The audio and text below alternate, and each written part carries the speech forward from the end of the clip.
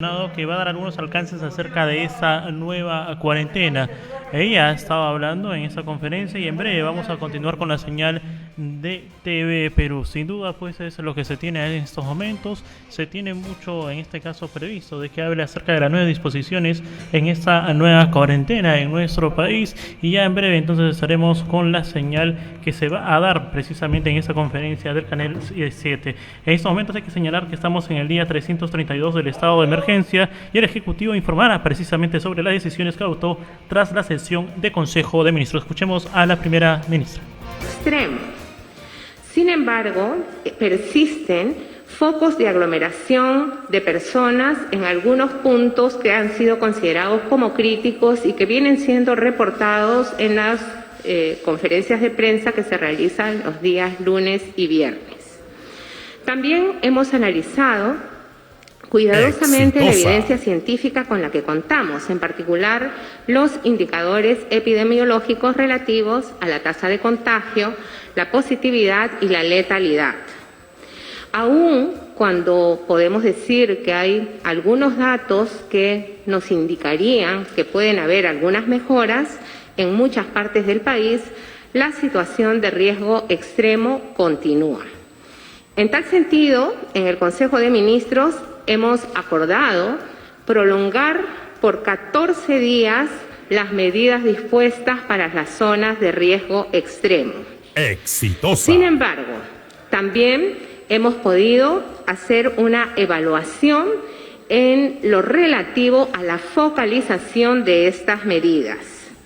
Hemos considerado la información que contamos, pero también hemos estado escuchando cuidadosamente las opiniones de diversos especialistas y por ello estamos en condiciones de tomar esta decisión ubicando a las zonas de riesgo a nivel provincial. Ustedes recordarán que el 31 de enero nosotros comunicamos los departamentos que se encontraban en situación de riesgo extremo. Hoy día estamos en condiciones de presentar esta información a nivel provincial. Luego de la evaluación realizada, entonces, en estos primeros 10 días de esta medida, tenemos como resultado que en este momento en el Perú existe 32 provincias en situación de riesgo extremo. Ustedes van a recibir la relación de estas provincias, sin embargo, serás adelanto. En Amazonas, Utcubamba. En Arequipa, Camaná, Islay y Cayoma. En Ayacucho, Huamanga. En Cajamarca, Cutervo. En Cusco, las provincias de Canchis y La Convención. En Huancavelica, Huancavelica. En Ica, Chincha, Pisco. En Lima, Lima Metropolitana, Callao, Huaura, Cañete, Barranca y Huaral. En Junín, Huancayo, Tarma, Yauli, Chanchamayo. En Tacna, la provincia de Tacna. En Huánuco, la provincia de Huánuco. En Puno, la provincia de Puno. En Ancash, la provincia de Salta. En Apurímac, Abancay. En Pasco, la provincia de Pasco. En Loreto, las provincias de Maynas y Ramón Castilla, y en Moquegua, la provincia de Hilo. Entonces, como ustedes verán, hemos concentrado ya, podemos concentrar mejor estas medidas de cuarentena diferente que hemos venido aplicando en estas 32 provincias. Recordemos que las medidas en general son de inmovilización social permanente, aunque existe la posibilidad de realizar las actividades que están en la disposición que aprobamos a finales del mes pasado, e igualmente las personas tienen la oportunidad de poder salir a comprar, abastecerse de sus alimentos, de los alimentos, poder continuar funcionando el delivery, todas las medidas que ya conocemos, y podemos salir también una hora para caminar o pasear cerca a nuestros domicilios. Una noticia alentadora, por ejemplo, es que Madre de Dios en todas sus provincias ha mejorado en sus indicadores y, por lo tanto, ahora está calificada como en situación de riesgo moderado. Todas las medidas que se han adoptado van a regir a partir del lunes 15 hasta el 28 de febrero. Recordemos que ahora estamos todavía con los 8 departamentos y la provincia constitucional en situación de riesgo extremo. A partir del día lunes 15 de febrero empieza a aplicarse las normas a nivel provincial.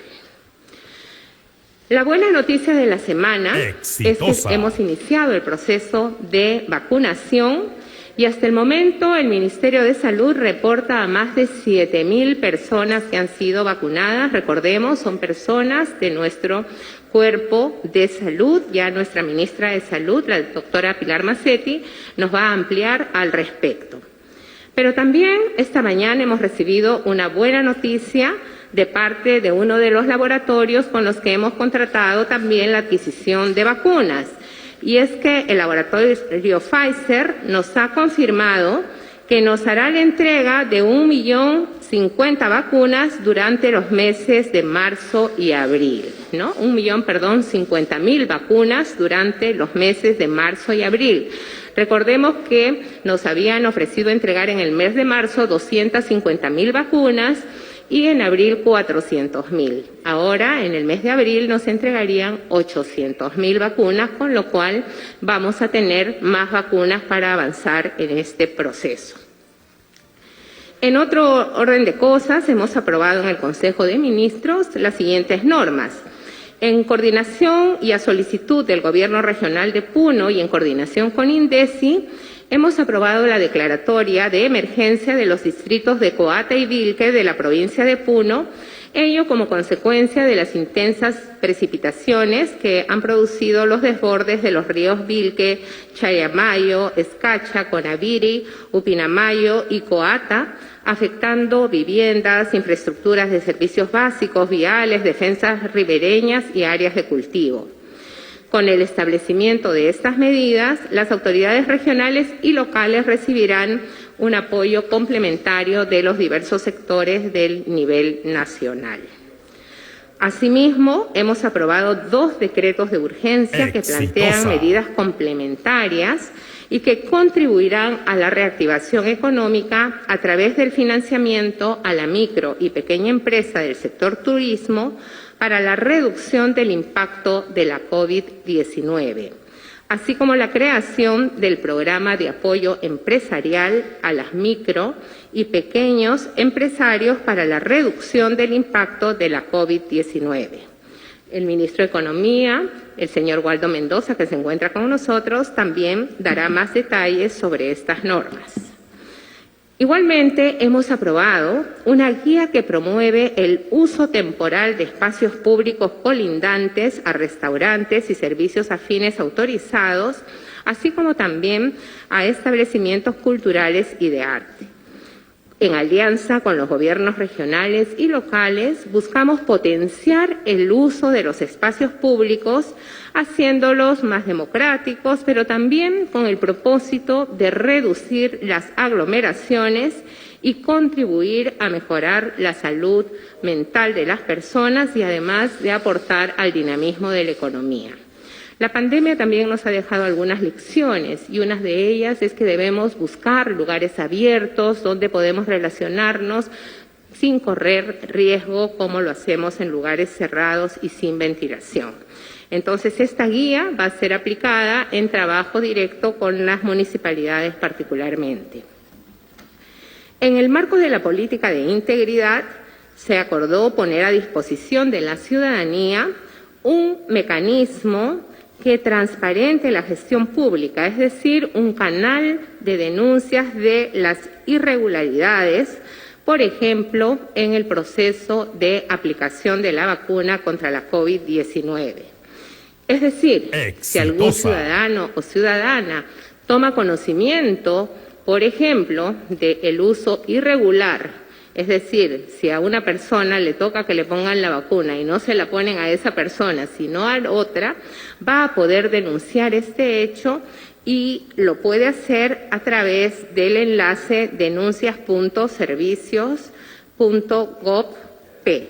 Y esto nos servirá para identificar a los responsables y, por supuesto, para aplicar las sanciones y medidas correctivas que correspondan. También hemos aprobado el proyecto de ley de organización y funciones del Ministerio de Educación. Con ello, el Ministerio se adecúa a las nuevas exigencias, a los nuevos desafíos de la educación en el siglo XXI, en el que destaca la creación del Viceministerio de Educación Superior. Este proyecto de ley será enviado al Congreso de la República para su debate y esperamos su pronta aprobación. Estos son los acuerdos a los que hemos arribado esta mañana y ahora, para referirse a los temas vinculados sobre todo a las medidas económicas, está con nosotros el ministro de Economía y Finanzas, el señor Waldo Mendoza. Adelante, Waldo. Muchas gracias, presidenta. Buenas tardes con todos. Una función sustantiva del Ministerio de Economía y Finanzas es la de conseguir los recursos a través de la tributación o a través del endeudamiento para proporcionárselos a los sectores, ¿no? El MEF es un servidor de los otros sectores. En la coyuntura actual de la segunda ola de esta pandemia que tanto nos afecta, estamos cumpliendo o procurando cumplir de la mejor manera posible esa función. En cuanto a la salud, nuestra vinculación con el Ministerio de Salud a través de la ministra Pilar, estamos atendiendo los pedidos que ella nos hace, estamos atendiendo lo que implica la compra de la vacuna y, como lo hemos dicho siempre, lo que necesita el sector salud en esta coyuntura. En esta coyuntura estamos brindando también apoyo a los hogares a través del MIDIS. El MIDIS, como ustedes saben, ha diseñado un mecanismo de apoyo monetario a las familias. El MEF ha proporcionado esos recursos. Estamos pensando también en los trabajadores que están siendo afectados por la pandemia y por estas medidas de una cuarentena diferente. Y estamos trabajando también con el Ministerio de Trabajo para diseñar medidas de política en apoyo a los trabajadores. En esta ocasión, en este Consejo de Ministros, hemos discutido y aprobado medidas de apoyo para las empresas, pero no para todas las empresas, porque no tenemos recursos para atender a todas las empresas. Las empresas medianas y grandes tienen espaldas financieras que les permiten apoyarse en sí mismas, pero las pequeñas y microempresas sí están en problemas y hoy día hemos aprobado 2 decretos de urgencia para apoyarlas, ¿no? El primer decreto de urgencia tiene que ver con el Fondo de Apoyo Empresarial para el Turismo, el FAE Turismo. FAE Turismo tiene a su disponibilidad 200 millones de soles, pueden apalancar con esa suma 800 millones de soles, ya está funcionando. Lo que hemos hecho hoy día es solucionar un problemita práctico. Las empresas que acuden a usar el FAE Turismo pueden hacerlo a través de bancos que se prestan de COFIDE o directamente a través de los bancos. Suele pasar que a veces hay bancos que pueden ofrecer un crédito más barato que el que ofrece COFIDE. En este decreto de urgencia estamos dando la oportunidad a que las empresas puedan prestarse directamente a los bancos cuando consideren que este crédito es más barato. Una medida más comprensiva, más grande, es el decreto de urgencia del Programa de Apoyo Empresarial a las Pequeñas y Microempresas, el PAE-MIPE. El Ministerio de Economía y Finanzas ha puesto un fondo de 2.000 millones de soles para que estos 2.000 millones de soles sean canalizados o bien a través de COFIDE o bien a través de los bancos. ¿Para quiénes serían los destinatarios de este crédito? Micro y pequeñas empresas. ¿De qué sectores? De aquellos que han sufrido más con esta pandemia. Aquellos que ya empezaron a trabajar en la tercera o cuarta etapa o aquellos que por su naturaleza han sido mucho más afectados que los otros sectores. En resumen, bajo la presidencia de Francisco Sagasti, estamos trabajando de una manera ordenada, buscando apoyar a salud para que combata la pandemia, y como ese combate a la pandemia en el corto plazo afecta de alguna manera a la actividad económica, estamos apoyando a las empresas, a las familias, y vamos a apoyar a los trabajadores para que este costo no sea tan grande. Muchas gracias. Muchas gracias, señor ministro. Damos pase a la ministra de Salud.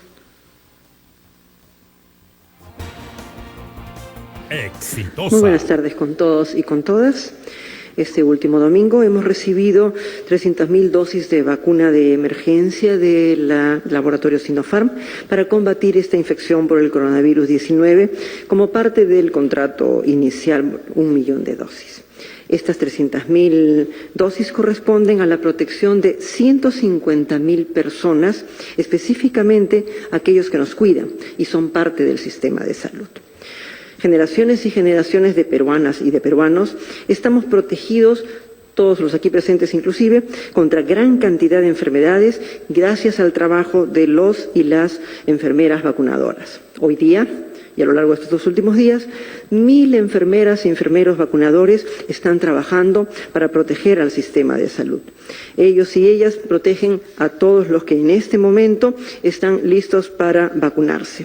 141.367 trabajadores asistenciales para comenzar. La próxima semana, apenas nos anuncien su llegada al país, vamos a disponer de otras 700.000 dosis para vacunar, con lo cual vamos a tener una cobertura completa de trabajadores también administrativos de servicios y aquellos que están vinculados con el trabajo en salud, por ejemplo, los trabajadores de limpieza, de vigilancia de algunas empresas que trabajan en los diferentes establecimientos. Un poco para tener una idea de este proceso, se han establecido 54 puntos de distribución a nivel nacional. Hay 19 en Lima Metropolitana y el Callao, donde se están entregando 71.000 dosis, y 35 en las regiones, donde se están entregando 79.000 dosis. La vacuna se ha trasladado desde el lunes 8, el martes 9 y hoy día miércoles en este momento a todas las direcciones de redes integradas de Lima, a las direzas y jerezas en las diferentes regiones. Este traslado por vía aérea ha sido hecho por nuestras Fuerzas Armadas y la seguridad que ha acompañado a esto y la seguridad local ha sido hecha por nuestra Policía Nacional. A ambas instituciones queremos agradecerles por el resguardo, por compartir con nosotros esta ayuda. La distribución de la vacunación por cada uno de los subsectores, también para que tengamos una idea de cuántos estamos involucrados en cada uno de los subsectores, 98.000 trabajadores asistenciales, tanto del MINSA en Lima como de los gobiernos regionales. 32.000 trabajadores asistenciales de salud a nivel nacional, 3.000 de las diferentes sanidades de las Fuerzas Armadas, 700 de la sanidad de la Policía Nacional y 6.000 del sector privado. Esto corresponde a trabajadores de tipo asistencial. La primera dosis se administra a trabajadores de 18 a 65 años inclusive. Se hace en los establecimientos que tienen o bien una UCI o bien hospitalización, tanto para la atención COVID como no COVID, para poder proteger a la mayor cantidad de personas. Incluye el tercer nivel, el segundo nivel y los establecimientos 1-4 del primer nivel. Se va a vacunar a todos los servicios asistenciales que tengan, siguiendo el padrón nominal que se ha establecido por cada uno de los subsectores. Este padrón, las personas que forman parte de este padrón de cada subsector fueron entregados por sus mismas autoridades, se integraron en uno solo y el día viernes 5 fue entregado el padrón a la Contraloría. Tenemos que agradecer el acompañamiento de la Contraloría, ya que gracias a este acompañamiento nosotros hemos podido trabajar con ellos al pie, nos han hecho muchas sugerencias importantes, nos han hecho ver si había algún riesgo y además ellos a nivel nacional están acompañando el proceso de vacunación de tal manera que todos sepamos qué persona está siendo vacunada y no vaya a ocurrir algunas veces la desesperación de las personas, puede hacer que se quiera cambiar una persona por otra, pero aquí tenemos que seguir un poco todo nuestro ordenamiento. En realidad en nuestro país es la primera vez que vamos a tener un listado actualizado único de todos los trabajadores de salud, de todos los subsectores integrados en uno solo, los públicos, los privados, a nivel del MINSA, los gobiernos regionales, salud, las sanidades, de la policía y de las Fuerzas Armadas, inclusive los privados, todos vamos a estar juntos. Esto no ha sido fácil. Hay inconsistencias, hay errores que van a tener que corregirse a lo largo de los días. Si alguna persona no ha sido considerado, aquellas personas que se encargan de la vacunación y las autoridades del establecimiento nos están informando para ir resolviendo poco a poco cada una de estas inconsistencias. Lo importante es que creo que este es un primer paso que nos muestra que es tan importante tener un solo sistema de salud, que todo el mundo hable el mismo lenguaje y que todos nos registremos de la misma manera para poder tomar decisiones. En estos 2 días de vacunación ya tenemos 7.268 trabajadores asistenciales, hasta las 2 de la tarde del día de hoy, 7.268 trabajadores, y esto gracias a nuestros 1.000 vacunadores. Hasta el momento no ha habido ningún evento adverso serio en estos 2 días. La próxima semana vamos a poder nosotros completar la vacunación a todos los integrantes de cada uno de los subsistemas, es decir, los administrativos, los de servicio y las empresas que trabajan al interior de los establecimientos de salud, aquellos trabajadores que son parte del sistema de salud pero están en trabajo remoto. Igualmente vamos a poder completar los establecimientos 1.1, 1.2 y 1.3. En realidad, no ha sido muy fácil integrar este padrón, pero estoy segura que esta experiencia nos va a permitir a todos nosotros poder avanzar mucho más. También es importante destacar que con la presencia de dosis adicionales de vacuna vamos a poder avanzar mucho más todavía en lo que es la primera fase de vacunación. Nuestro interés es que podamos tener a lo largo de este mes de febrero, estas 300.000 dosis que estamos aplicando, estamos esperando que nos digan en qué momento están llegando las 700.000 dosis que nos han ofrecido para completar el 1.000.000 de Sinopharm. Tan pronto tengamos la fecha exacta, les avisamos y con esto vamos a poder cubrir el resto del sistema de salud y poco a poco con las llegadas de los otros envíos vamos a poder ir cubriendo toda la otra parte de la primera fase. Muchas gracias. Muchas gracias, señores ministros. Pasamos entonces a las preguntas de la prensa. La primera es de... Bien, entonces parte de lo que ha podido comentar en estos momentos la primera ministra, Violeta Bermúdez, acompañado de los ministros de Economía y Ministerio de Salud, Waldo Mendoza y Pilar Mancetti. Dentro de los datos que acaba de señalar, primero inició con la reducción de movilización de un 37% del cuarto registrado.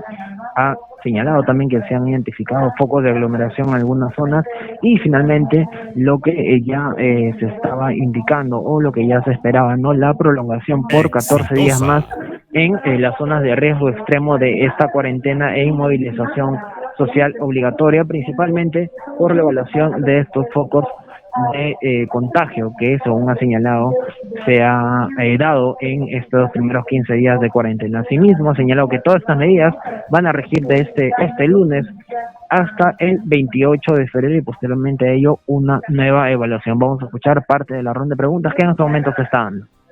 Muchas gracias por las preguntas. Primero quisiera reiterar que las medidas en algunos casos es extensión de la cuarentena empiezan el día lunes, porque ahorita, por ejemplo, en Lima estamos en cuarentena hasta el domingo 14. Vamos a empalmar y extenderlo hasta el 28 de febrero.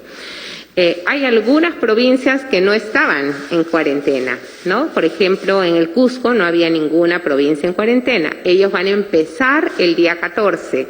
Estamos anunciándolo desde ahora porque como ustedes saben, es política de la gestión actual, avisar con anticipación para que las personas podamos organizarnos, si no nos encontramos en nuestro lugar de residencia y queremos trasladarnos a otro lugar, tengamos las posibilidades de hacerlo.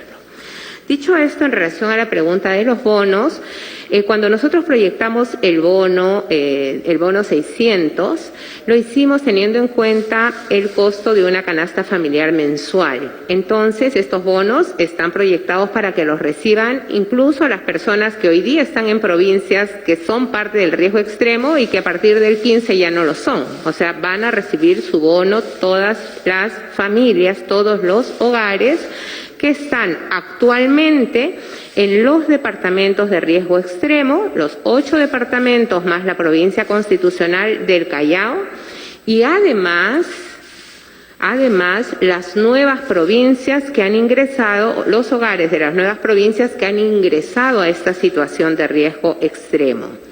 Como se ha anunciado, a partir del día 15, las personas podremos consultar si nuestros hogares son beneficiarios de los bonos, y los pagos van a empezar a partir del día 17.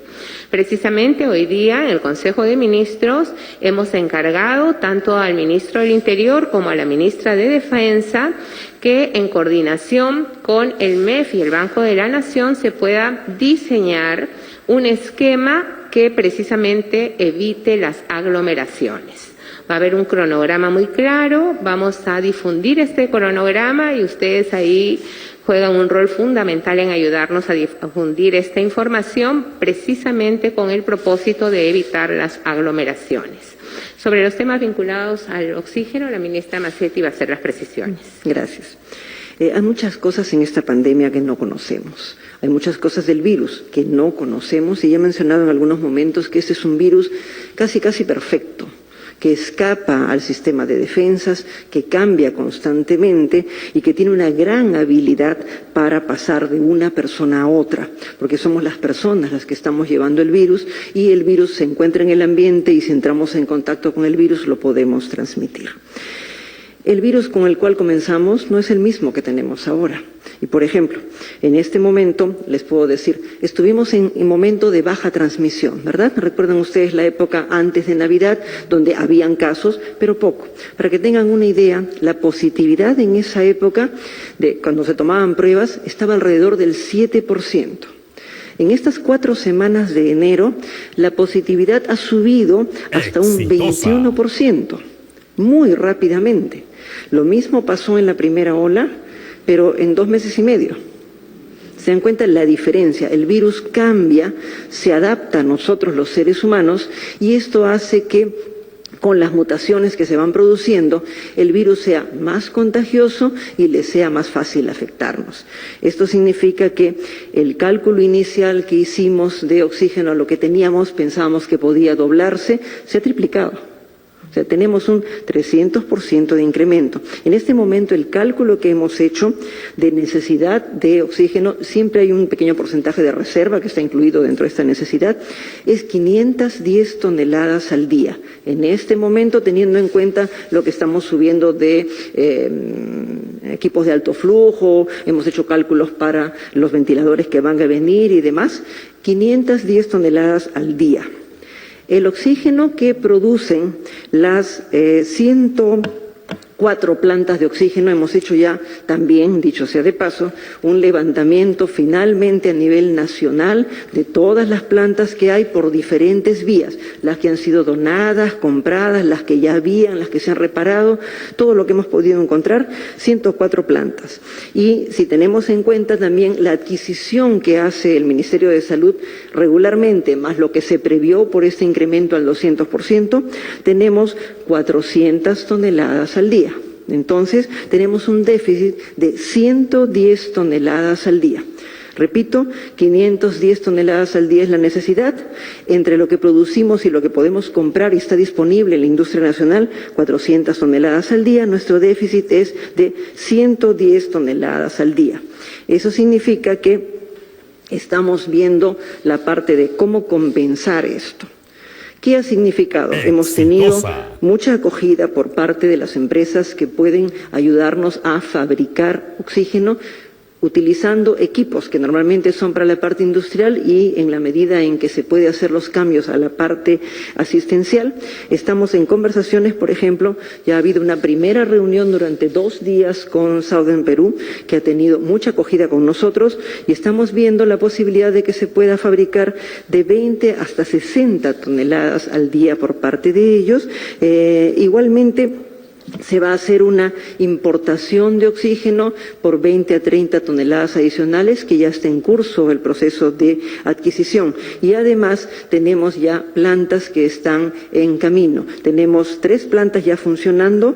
Arequipa y Pisco están funcionando, fabricadas por la UNI. Satipo está entrando en funcionamiento, empezó hoy día a encender y están haciendo la calibración para que ya esté funcionando.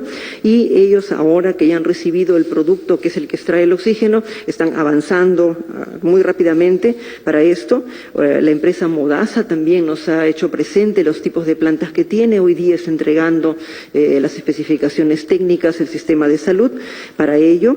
Igualmente hemos recibido donaciones de Respira Perú. Por ejemplo, el Hospital Loaiza en este momento ya tiene 2 plantas que están funcionando y han permitido adaptar equipos de alto flujo. Los equipos que se utilizan para ayudar al paciente para que no llegue a la UCI. Y se han abierto ya varias salas con alto flujo allí, y se está terminando de instalar el día de mañana otra planta donada por Respira Perú en el Hospital 2 de Mayo, también con la idea de que podamos implementar el alto flujo. El alto flujo es un sistema que nos permite oxigenarnos sin llegar a un equipo de ventilación asistida. Es una forma especial de colocar el oxígeno con máscaras o un sistema con algo de presión, sin necesidad de colocar el tubo, la intubación. Y esto nos permite menos sufrimiento para los pacientes, y muchos de ellos con este sistema no necesitan llegar a ventilación asistida. Como ven, nos estamos empezando a organizar de una forma diferente, porque tenemos que tener también ingenio para estas cosas. Los concentradores nos están ayudando mucho. ¿Qué es un concentrador? Es un equipo que funciona con electricidad, pequeño, portátil, que se enchufa y puede fabricar 10 a 15 litros según el tipo de concentrador. Tenemos ya 3.296 equipos instalados, y ha ingresado el día de ayer 450 concentradores más.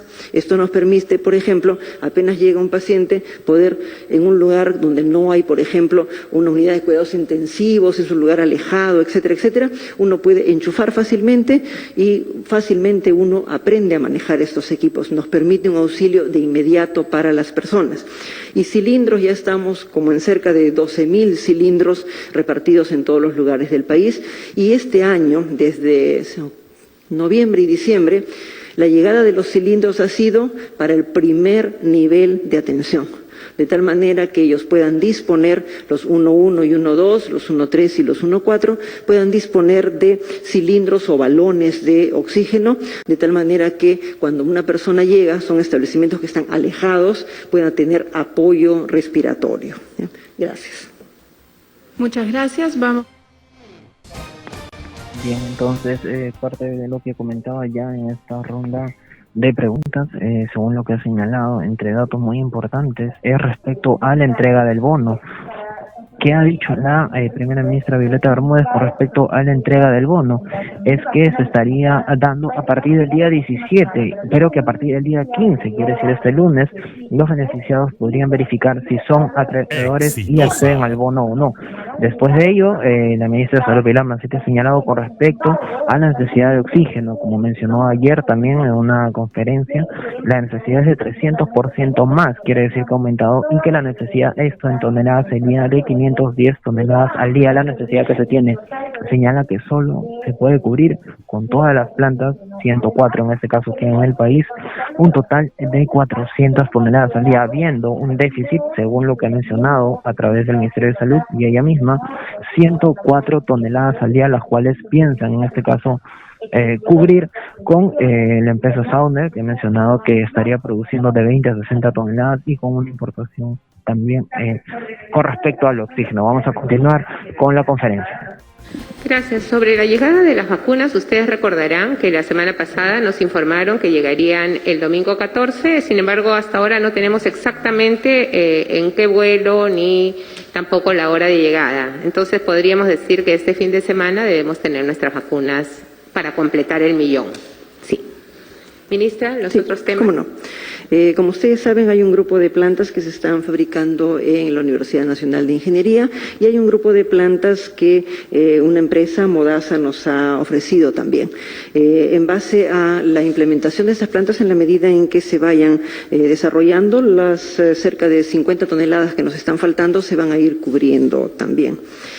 Con respecto a la cifra de fallecidos, ya no hacemos regularizaciones, creo que lo he dicho varias veces, no hacemos regularizaciones cada 15 días, ahora las hacemos todos los días. Si ustedes se fijan en la hojita que publicamos, allí figura constantemente tantas cifras de personas de tantos días. Igualmente, si ustedes entran a la sala situacional en la página web del Centro de Control de Enfermedades, Centro de Control de Enfermedades, ponen CDC Minsa y les sale. Entran ustedes a lo que se llama la sala situacional.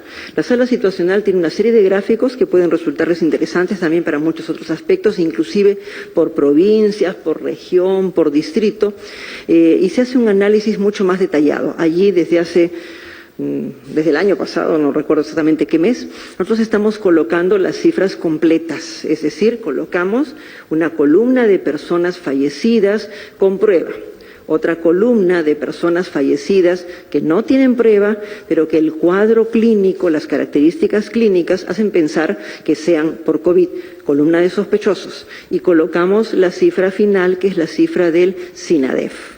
Entonces eso está colocado, no recuerdo si es desde noviembre o de octubre, pero está colocado allí, lo pueden ustedes revisar en esas láminas y sale inclusive por regiones, o sea, todas las regiones tienen exactamente esas columnas, tenemos el total y tenemos una serie de análisis de fallecidos. La cifra corresponde a todo el SINADEF, corresponde a fallecidos con prueba, fallecidos sospechosos por clínica, que antes no había, y aquellos donde no tenemos ya cómo saber cuál es la causa del fallecimiento, pero figura como fallecidos por COVID en el registro de defunción, tal como les expliqué que ocurre cuando uno fallece de alguna cosa imprevista. Sucedió en una discoteca, las personas que murieron por aplastamiento, 13 personas fallecieron, 11 de ellas estaban positivas, pero no fallecieron por COVID. Habían tenido COVID en algún momento. Entonces, siempre hay esa tercera columna donde hay el diagnóstico de COVID por algún lugar y no necesariamente en ellos se puede aclarar, pero no en todas las personas se va a poder aclarar. Entonces, esa cifra está allí publicada desde hace, que me parece que es noviembre, no recuerdo muy bien, octubre, noviembre, habría que retroceder en las páginas esas para ver desde qué momento está, a raíz de todo lo que se comentó antes. Igualmente, tenemos que recordar que en esa página pueden encontrar un análisis de fallecidos por regiones, fallecidos por edades, fallecidos por costa, sierra y selva, rural, urbano. Hacemos todo un análisis de los diferentes componentes de fallecimiento que puede haber en nuestro país. Gracias. Muchas gracias. Bien, entonces lo que respondía en estos momentos la ministra de Salud, Pilar Macetti, es con respecto a la cantidad de plantas que ya se están fabricando en este caso, y señala que hay un convenio, como todo se sabe, con la Universidad Nacional de Ingeniería, el cual está realizando ya en estos momentos, y también con la empresa Modasa. Por otro lado, ha señalado que la cifra de fallecidos ya no se hacen regularizaciones, sino que se hacen actualizaciones todos los días, y ha señalado que esto se puede ver a través de la misma página web. Vamos a continuar con la conferencia de prensa. Muchas gracias por su pregunta. En principio van a continuar tal como ha venido funcionando, porque como les reportábamos inicialmente, sí hay variaciones en la movilidad, menos gente se está moviendo, sí reconocemos que hay algunos puntos, algunos focos de aglomeración, pero ya los tenemos identificados, sobre todo en las ciudades, en las partes urbanas de los departamentos. Como ahora vamos a tener un seguimiento provincial, vamos a poder coordinar mucho mejor también con las autoridades locales para tomar medidas respecto de esas aglomeraciones de personas, esos puntos donde se producen las aglomeraciones. Vamos a sacar la norma que precisa los lugares. Yo les he leído las provincias que estarían en riesgo extremo, pero les debo decir también que hay algunas provincias que pasan de un riesgo alto a riesgo muy alto. No son muchas, son 15 de los departamentos de La Libertad y Lambayeque, ¿no? Que no es del caso en este momento leerlas, pero que les alcanzaremos la información. Exitosa. A estas provincias, por ejemplo, que pasan a muy alto, todas las medidas que son para ciudades de riesgo muy alto se les van a aplicar a partir del día lunes por 14 días. En el caso de ciudades como Lima, que vamos a continuar con esta cuarentena, que nosotros denominamos cuarentena diferente, que como ustedes se lo hemos explicado a la ciudadanía, lo hemos hecho con el propósito de que las personas podamos salir a adquirir los bienes que necesitamos para abastecernos, pero también que pueda continuar funcionando algunas actividades esenciales. En promedio, durante la semana, hay menos movilización de personas, pero hay zonas donde las personas lamentablemente no están cumpliendo con las reglas y por eso aprovechamos esta oportunidad y le agradezco su pregunta para invocar a la ciudadanía que por favor tratemos de movilizarnos lo menos posible. Solo salir para lo esencial. Si salimos a nuestro puesto de trabajo porque, por ejemplo, trabajamos en un restaurante y hacemos delivery, tratemos de llegar a nuestro punto de trabajo, cumplir nuestra labor y retornar hasta nuestros domicilios. Evitar esas zonas donde hay aglomeración de personas porque, ya lo dijo la ministra de Salud, la enfermedad se transmite a través de las personas. Cuanto menos circulemos, vamos a lograr mejores resultados. Si todas las personas cumplimos la cuarentena diferente, solo salimos que queremos caminar, tomar un poco de aire, tomar un poco de sol, ahora, por ejemplo, aquí en Lima, que estamos en verano, hagámoslo dentro de una hora y miremos por nuestra ventana, por la puerta, qué hora hay menos gente para no toparnos con otra. Siempre con el uso de la mascarilla, limpiándonos, lavándonos con frecuencia las manos o utilizando el alcohol y guardando la distancia de al menos 1,5 metros entre las personas. Desde nuestro punto de vista, en una semana nosotros estamos reportando los lunes, los viernes y los miércoles, 3 veces por semana cómo van los avances. Desde nuestro punto de vista, si vemos que las cosas mejoran, no vamos a esperar hasta el día 28 para revisar las medidas. Confiamos en que las cosas mejoren. Todavía no han pasado los 15 días que nos propusimos, pero hemos preferido tomar la decisión ahora porque vemos que la evolución todavía está un poco lenta. Quisiéramos algo que fuera más determinante, que podamos afirmar de que las medidas han tenido resultados. Esta es la respuesta que le puedo dar. Muchas gracias. Muchas gracias, señores ministros. Vamos con la pregunta.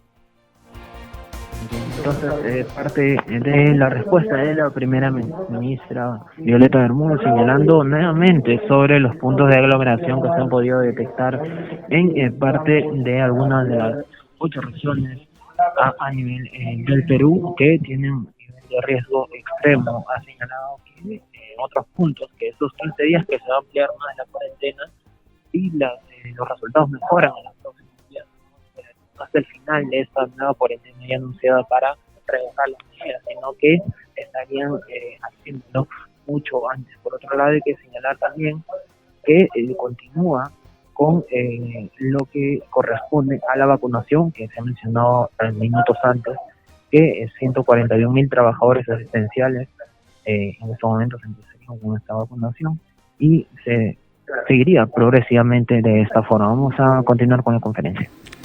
Gracias, Juan Carlos, por tu pregunta, que me permite explicar un poco más en qué consiste este programa de apoyo empresarial.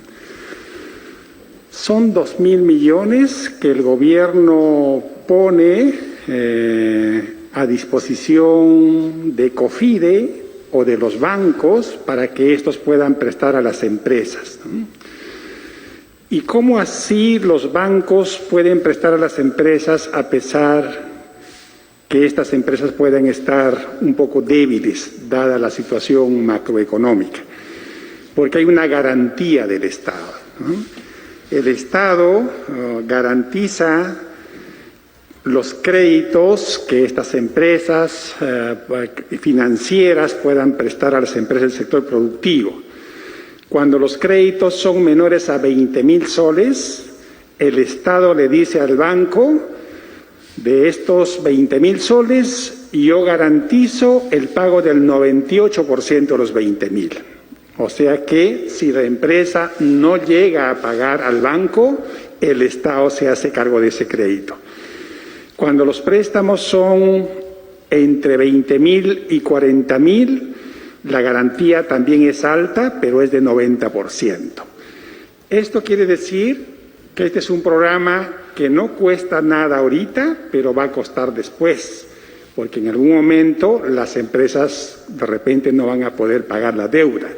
Se estima más o menos que el 15, 16 o 17% de estos 2.000 al final van a ser un costo para el Estado. Es un sacrificio que hace el Estado, es un costo futuro, pero es un costo para el Estado. ¿A quiénes va destinado este crédito? A micro y pequeñas empresas. ¿De qué sectores? De los sectores que más han sido afectados por esta pandemia.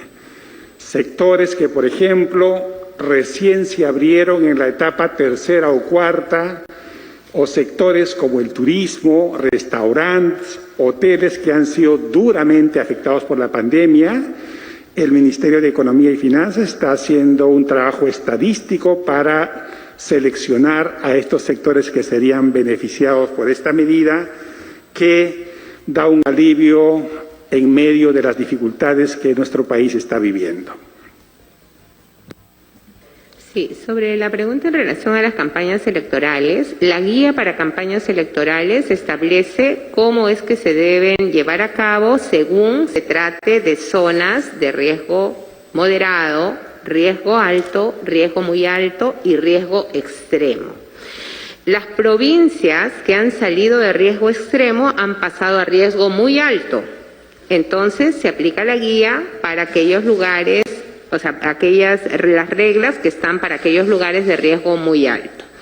Los lugares de riesgo extremo, evidentemente no pueden haber reuniones porque estamos con inmovilización social obligatoria, salvo las excepciones que se han planteado. Gracias. Gracias. Vamos con la última.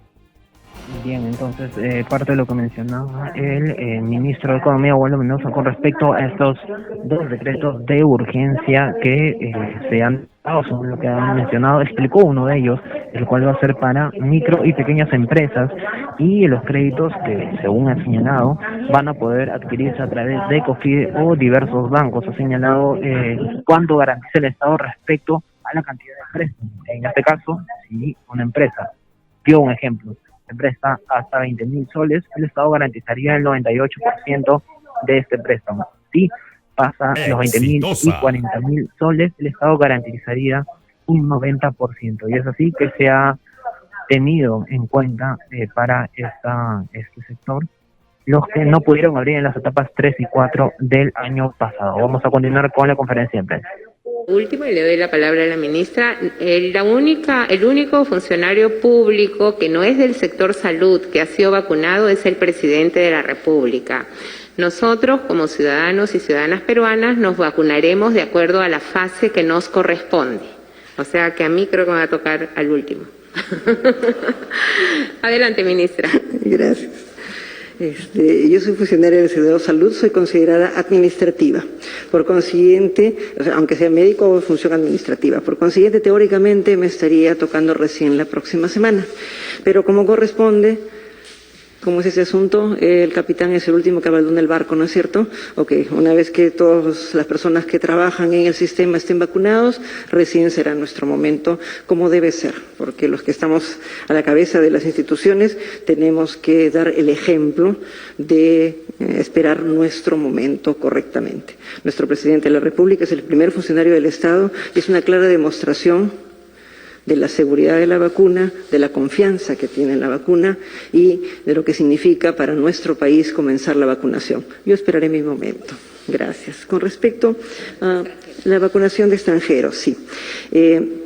La vacunación le corresponde a toda persona que esté viviendo en nuestro país, residiendo en nuestro país. Ustedes saben que se ha recibido una serie de solicitudes a personas que viven extranjeras, que viven hace mucho tiempo, tienen características de residente y tienen la documentación pertinente. Igualmente, muchas personas que han ingresado a nuestro país presentan ya su solicitud de diferentes tipos. Todas esas personas, aunque no esté resuelto su estatus, son las que también reciben vacunación en nuestro país. O sea, hay que tener un estatus.